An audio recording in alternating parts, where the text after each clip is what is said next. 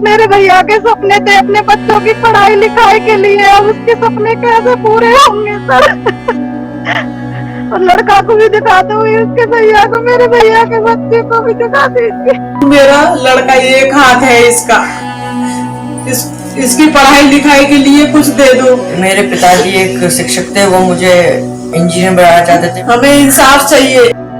बीते दिनों यूपी में हुए पंचायत चुनाव के बीच ड्यूटी पर लगे शिक्षा विभाग के कर्मचारियों की मौतों को लेकर राज्य सरकार और शिक्षक संगठनों की ओर से अलग अलग आंकड़े जारी किए जा रहे थे, जिसे लेकर हाल ही में एनबीटी ऑनलाइन ने मृतकों के परिजनों और शिक्षक संगठनों से बातचीत कर एक मुहिम चलाई थी। गुरुवार को मृतक शिक्षकों और कर्मचारियों के परिजनों को उस वक्त न्याय की एक उम्मीद जगी जब सीएम योगी ने चुनाव आयोग से चुनाव के दौरान कोरोना से मरने वाले ड्यूटी में शामिल रहे कर्मचारियों से संबंधित गाइडलाइंस में संशोधन करने का आग्रह किया। पंचायत चुनाव के दौरान ड्यूटी पर तैनात शिक्षक और शिक्षा विभाग के कर्मचारियों की मौत को लेकर सरकार की ओर से जारी किए गए आंकड़ों में केवल 3 शिक्षकों की मौत को दर्शाया गया था, लेकिन शिक्षक संगठनों की माने तो पंचायत चुनाव के बीच कुल 1621 शिक्षकों, शिक्षा मित्रों और विभागीय कर्मियों की कोरोना से मौत हुई। नवभारत टाइम्स ऑनलाइन ने शिक्षा विभाग के मृत कर्मियों की मदद के लिए एक मुहिम चलाई थी। इस दौरान एक मृत शिक्षक के परिवार की हालत को लेकर भी रिपोर्ट की गई थी।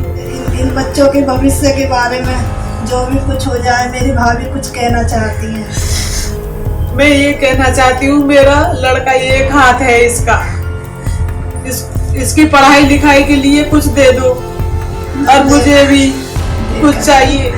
अब इस मुहिम का संज्ञान लेते हुए मुख्यमंत्री योगी आदित्यनाथ ने गुरुवार को चुनाव आयोग से अपनी गाइडलाइंस में संशोधन करने के साथ ड्यूटी अवधि में कोरोना से संक्रमित शिक्षक और शिक्षा विभाग के कर्मचारियों की मौत को भी शामिल करने का आग्रह किया है। खबर प्रकाश में आने के बाद गुरुवार को सीएम योगी ने मुख्य सचिव और अपर मुख्य सचिव को निर्देशित करते हुए कहा कि वे पंचायती राज राज्य निर्वाचन आयोग से समन्वय स्थापित करके चुनाव आयोग से अपनी गाइडलाइंस में संशोधन करने का अनुरोध करें। इसके साथ ही सीएम योगी ने चुनाव के दौरान ड्यूटी करने वाले कर्मचारियों को एक निश्चित समय सीमा के अंदर संक्रमण होने पर निधन होने इत्यादि की स्थिति को भी आयोग की गाइडलाइंस में सम्मिलित करने पर विचार करने की बात कही है। आपको बता दें कि इससे पहले उत्तर प्रदेश के बेसिक शिक्षा मंत्री सतीश द्विवेदी ने शिक्षक संगठनों के दावे को गलत ठहराते हुए कहा था कि स्थापित मानकों के हिसाब से देखें तो चुनाव ड्यूटी के दौरान सिर्फ 3 शिक्षकों की ही मौत हुई है। वहीं विभाग के सचिव सत्य प्रकाश की तरफ से जारी प्रेस नोट में भी मतगणना में लगे कर्मचारियों के निवास से ड्यूटी स्थल तक पहुंचने और फिर ड्यूटी समाप्त कर वापस घर पहुंचने के दौरान